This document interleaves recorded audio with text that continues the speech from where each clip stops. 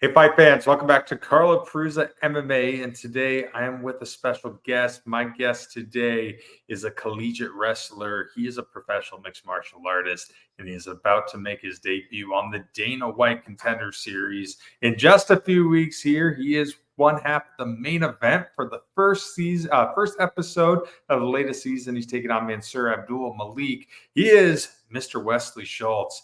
And I guess it's party time. Your nickname party time.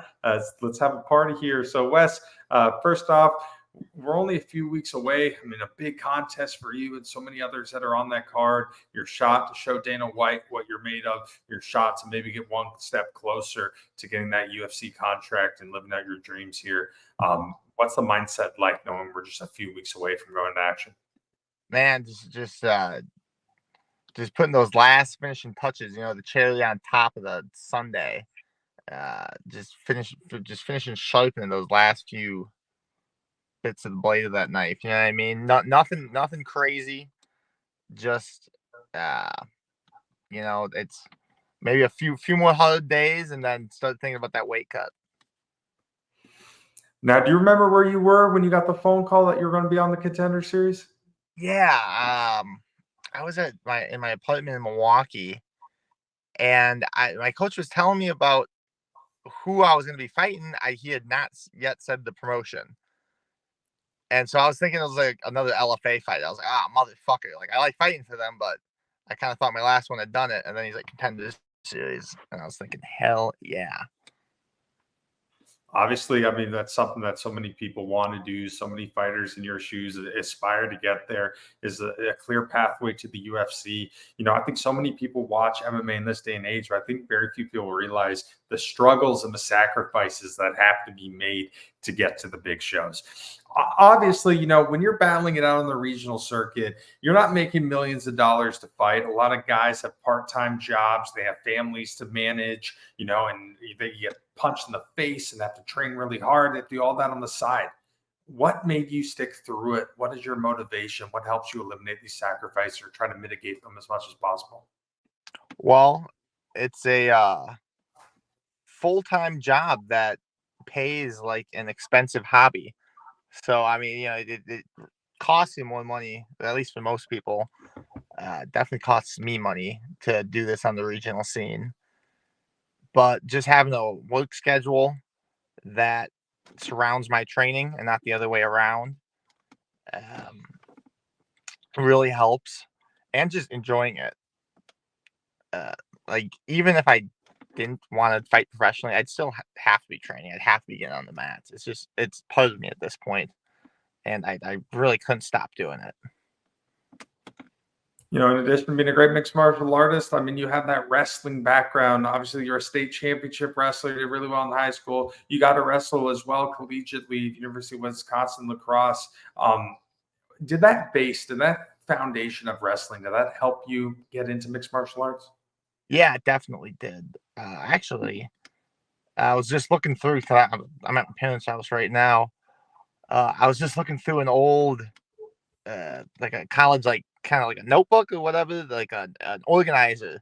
I was just going through my schedules, what my days were, my last year of school, and actually in that was my schedule leading up to my first fight.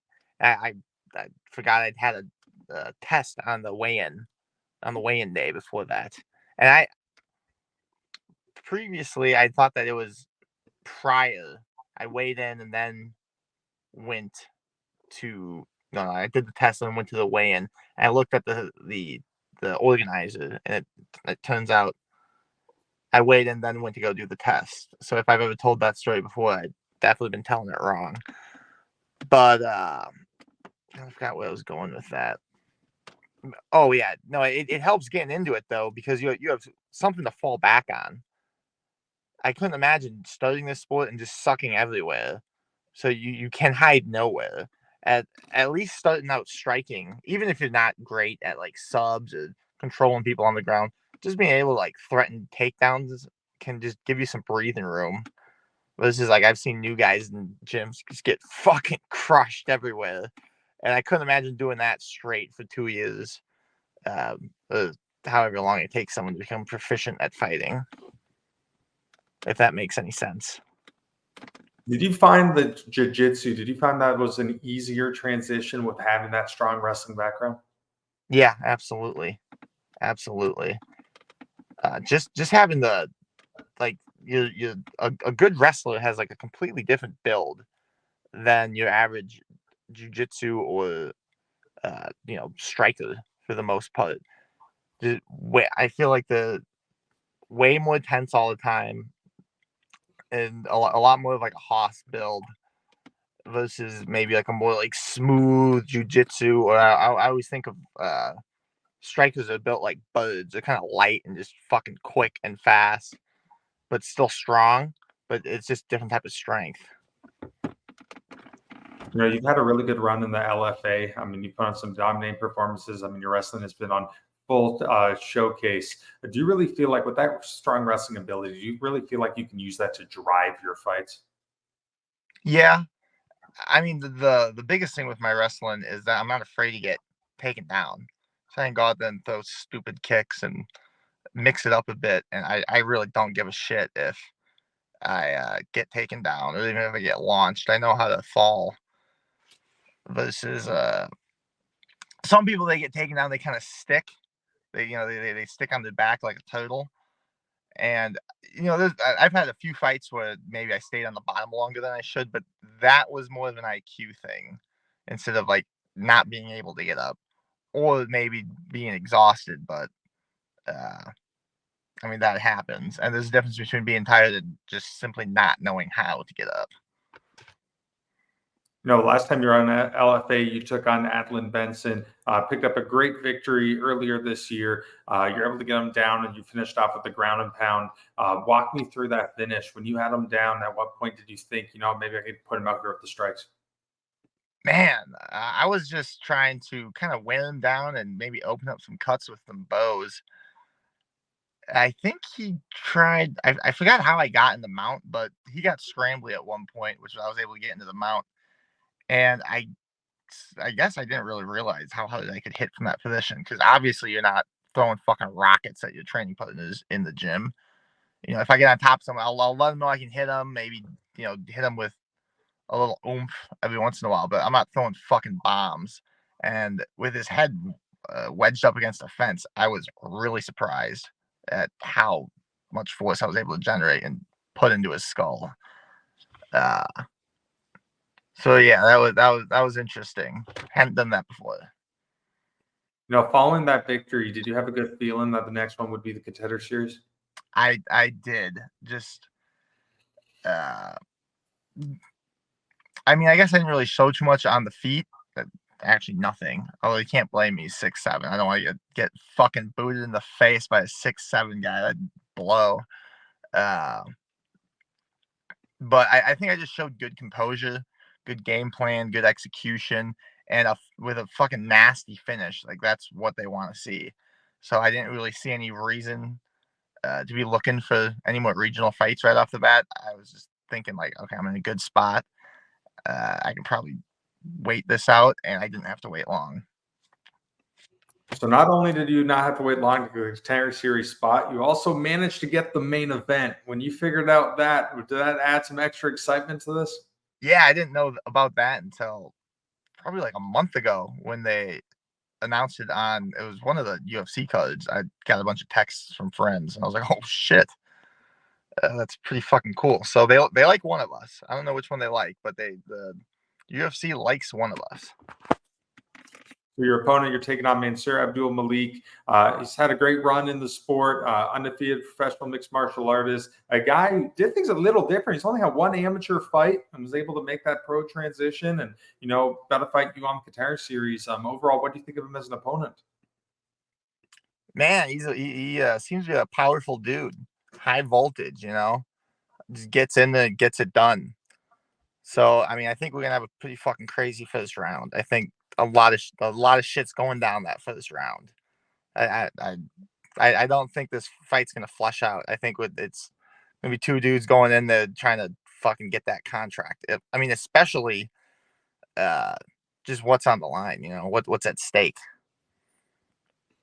I think what's really interesting about this matchup is when you look at both of your records and backgrounds, there's one thing that's similar is the wrestling. He was a college wrestler. You were a college wrestler. Do you feel like this one could be wrestle heavy? Do you think that's going to offset each other? It's going to be more of a striking battle? I feel like whenever it's two guys that wrestle, it always ends up being a striking battle, at least until someone gets tagged.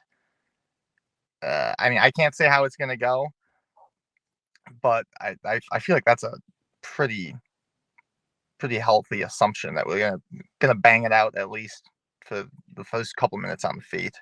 But I mean, you never know what happens. Like someone could, like one of us could go out there, throw a kick, whiff, and land on our ass, and then we're sitting on the ground the next 5 minutes. You got no clue what's gonna happen. So this time when you fight, you're going to be fighting in the Apex environment. Obviously, little to no fans in it. Have you mentally prepared yourself for that? Do you think it's going to be a lot different than without fighting in front of a live crowd? Yeah, I actually think it will be. And there's no music, if I remember correctly. I forgot who, but we were getting someone ready for an Apex fight a few years ago, and we kind of like went through the whole thing. I almost did like a little like mock fight for the. I forgot who we were getting ready. It might have been like O'Day or someone. And then they came out, and then we had kind of like shark baited them, but we stayed fucking quiet.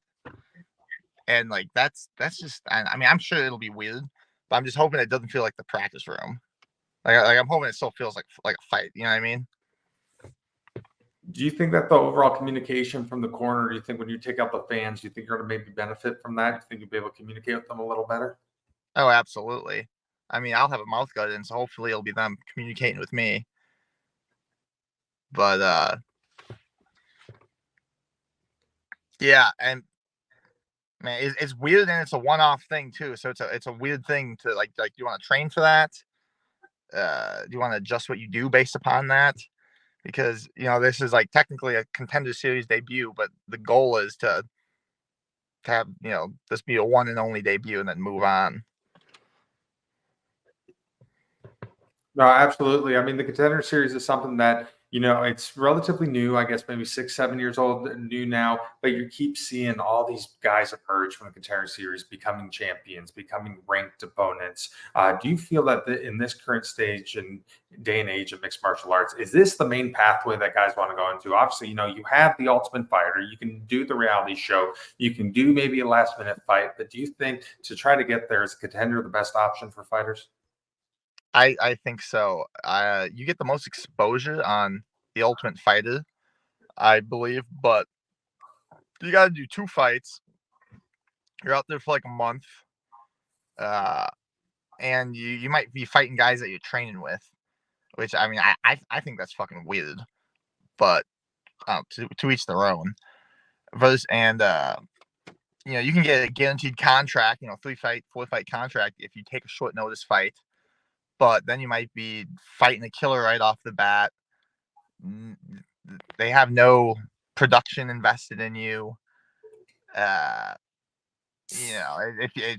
you get a rough couple goes, maybe you go 0-2 and get cut or something. Don't leave with much. Like it's tough. Versus like Contender Series is like a happy medium.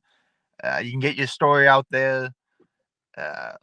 I think they flew me out there like 6 weeks ago. All of us out there, we did media and stuff, and so they already have something invested in us. So if we get a contract, I think they'll want to keep us around if they like us. And it's a good introduction. Good introduction to just the system of the UFC and how they do things. You mentioned you've already been out to Vegas. You've probably already been to the PI. You checked out the facility and everything. When you were out there, did that kind of really reinforce what was going to happen? Did that really maybe pump you up and just give you an eye opener of, okay, this is for real. We're about to do this? Yeah. We did a media stuff in the Apex. I've been to the PI once last October.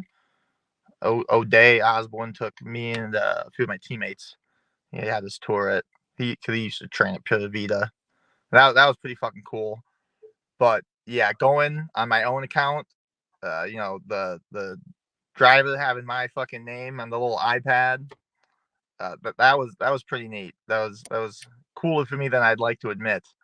But hopefully it'll just become a commonplace occurrence. Won't think anything of it. You mentioned O'Day a couple of times. What is it like to be able to train with guys like O'Day Osborne, guys, fighting the UFC, been there, kind of done that? Do you kind of look at those guys maybe for some advice, maybe help you with this transition? Yeah, I mean, yeah, if they offer it. I mean, O'Day's out in Vegas right now. He lives out there. But we got Montel in the gym. He's a killer. I mean, he's so fucking good. It's almost hard to even like ask him for advice. Just like, man, just go out there and win. Like, he's a special talent. So what works for him might not work for everyone. I consider myself like an average guy for the most part. Just I've had the opportunities and put in the work to get here. And yeah. Now, what would a win on the Contender Series, a contract, what would that mean for you? What would it mean for everything you've put in the sport so far? What would it mean for the journey? Ideally, it would be the start of the real journey. Because I think I'm like 14, 15 fights in right now. I mean, ideally, I can get in the UFC and have like a long 15, 20 fight career with them, become like a staple of the middleweight division. And if you look at a lot of guys' records, they you'll never hear people really talk about the pre-UFC days. You know what I mean? It's just like a beginning, which is what I hope this is. Like, yeah. You just mentioned that you're 14, 15 fight into your career, the amateur and professional contest. Your opponent only has 6 contests, and it's something a little different. Usually on the Contender, we do see guys with 15 to 20 contests. Were you a little surprised that he got there this quickly, given he's only been out there about 6 times? Well, I think people kind of, anytime you hear like Division I something, people kind of lend that more credit. You know what I mean? I guess I did my last year at lacrosse, which is a Division III school. I feel like it's way more common to see dudes that went to big schools, or at least finished their careers there, getting into these bigger promotions earlier. Whether it's like the pro debut with like LFA versus like I think I did my pro debut in a bar, in a greasy bar.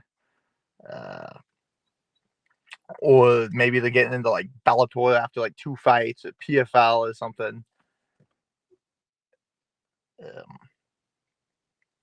So I mean, I wasn't really surprised to see like he only had 6 fights, and a lot of guys are skipping their amateur careers now. They're only doing like 1 or 2 fights and then jump into the pros. But I mean, I like my amateur career. It was like I think 7 fights plus like a kickboxing fight. I was able to take a loss, which is kind of important to do as an amateur. I don't think I ever went the distance, but I did go into the 3rd round, and that's important. I guess I went the distance in the kickboxing match, but that doesn't really count. But either way, just accumulating cage time, because like even if you have like 5 fights, like if they're all over within a couple minutes, like it's not even like a full professional fight, Like, you need time to breathe and acclimate to the cage. You need to know what coming out to like a 2nd and 3rd round feels like. I think where a lot of young mixed martial artists go wrong is, they rush their time on the amateur circuit. You see guys who, the UFC, the bigger shows, it's in their brain and they just want to get there as quick as possible. And I think in this day and age of mixed martial arts, the sports has evolved so much. You need to be a well-rounded mixed martial artist to have any success, in my opinion, at the higher shows, the higher levels. For you, with having those 7 amateur bouts, was a lot of that waiting to you and your coaches felt like, all of your skills were there and you were very, very well-rounded before you guys made that decision to turn pro? Yeah, exactly. And I felt like I was almost like, I don't want to say I was like overqualified for my first, well, I definitely wasn't overqualified for my second pro fight. That was on like 4 hours notice. And that one was a bun burner. But yeah, like I turned pro and I felt like I should be there. Like I real no nerves or jitters or just walking out. Even at like amateur fights, there's still fights, but the mistakes aren't quite so severe. You're not gonna get cut with elbows and knees to the face unless you're on like a Indian territory, and I think they can. Or I think Nebraska does unified rules for amateurs too. But for the most part, amateur rule sets a good thing for that. Just building that experience and getting comfy in the cage. You mentioned your second fight. You only took it on 4 hours notice, and that looks like that was an LFA contest too. How did that all come about? Was that literally just the day of? You figured out you were fighting and just did it? Yeah, man. I trained at like 6 a.m. and then something happened with the opponent's original opponent with my guys. His original opponent's weight cut or something. I think he had to go to the hospital. And the dude flew in from Oregon to Wisconsin, and we already had, I think, 2 people on that card. My coach called me at like 11 a.m. was like, "Hey, I think we have something for you tonight." I was like, "What?" Which I'm glad they called me then, because I was about to head to the gym for my second session of the day, and I was lucky I had the night off too. I'm usually working Fridays, so I got lucky with that. And we went up to Oshkosh. The opponent's coach looked at me on the scale. I think I was like 201. The guy was like, "Okay, he's not too heavy." Like other guys up, like he weighed in the night before at 186, but he was already up to like 202. So, it was no harm, no foul. I got in there, I got the win, went the distance, which that's a huge thing. Going 3.5s, that's fucking huge. Just having that under my belt, knowing I can do that. But that was sick. Like that was 2 years ago. I still think that's a sick fucking story. I'll still hold on to that. I don't care. I'll be talking about that when I'm like 90. Like great grandkids. Like, you think you got it tough, Sonny? Huh? 4 hours notice. I think that's a very funny story. I think another story that I want to bring up here is you mentioned your first pro fight was at a bar. And, back in the day, 10, 15 years ago, this is something I've heard from fighters who've been doing this for quite a while. Very common occurrence. Their first amateur, first pro fight at a bar, at a barn, outside of the fairground. Fucking, that's the same promotion. Last week, they had one too. That was in a fucking titty bar. They upgraded the venue a little bit. So what was that experience like for you? I mean, was it just like on a dance floor of a bar? Like, what was that like? Yeah, the cage actually was on the dance floor of that bar. Which, funny thing, that fight ended in like 30 seconds. I round food my opponent. But then my other teammate was fighting. Like, we had it's our gym's promotion. And we had a bunch of guys on the card. And I didn't get hit or nothing during my fight, but then I was jumping to see like the cage better, because it's 4 or 5 feet up, and they were on the ground. I fucking smacked my head on one of the metal beams. It's like a weird setup, but either way, I gave myself a crimson mask of fucking blood. And I'm walking through the crowd. Everyone's like, "Dude, when did this guy hit you? Like this, like we did not see this." I was like, "No, this was actually after it." So I actually still have a fucking scar on my hairline from my first pro fight night, but it was not from my first pro fight. It's from fucking jumping, knocking my head on the ceiling. Yeah, I think that might be one of those stories you want to tell your kids and grandkids in 89 years from now too. Yeah, if I can still fucking talk and articulate words when I'm 80 or 90, we'll see. All right, Wes, what is the ultimate goal for you, man? What are you looking to accomplish from this mixed martial arts career?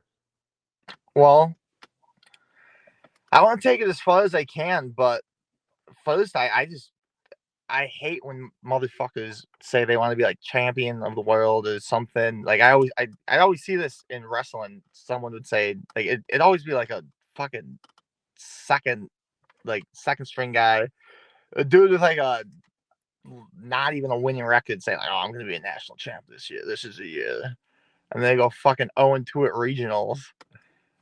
I'm not gonna be that guy. I'm not gonna say, "Oh, I'm gonna be the fucking champion of the world." But I want to get in the UFC. I want to put on some exciting fights, become a staple. Someone when you think of the middleweight division, like my name comes to fucking mind. Someone that shows up and fucking shows out. With the Contender Series, being kind of that one-off, like you mentioned, that kind of your one shot for some guys. Does that mentality even translate even more to when you guys fight here in a few weeks? I mean, you almost have to go in there thinking that you need a finish, you need something impressive fashion to impress Dana. I think so. Well, with middleweights, it's different. I think there are fewer of us. A lot of people over 6 foot that are athletic, they go to some place called the NFL. They go to, fucking sports that make more money. So that does weed out the talent pool at upper weights quite a bit, which is kind of nice. But I still think that's the mentality for most people on the show. Like, get out there, like, go hard, try to get the finish, and if you lose, like, via decision, like, fuck it, the other guy's probably not getting the contract anyways. All right, Wes, last question for you, my man. In a perfect world, what is the ideal outcome when you take on Mansur Abdul Malik on August 13th? First round finish, it would be what I enjoy because we do not get paid by the hour. And I'm sure he's gunning for the same thing. Well, Wes, I wish you nothing but the best. I look really forward to watching you fight here in a few weeks. And thank you for hopping on here with me tonight, my man. Thank you for interviewing me in my Prius.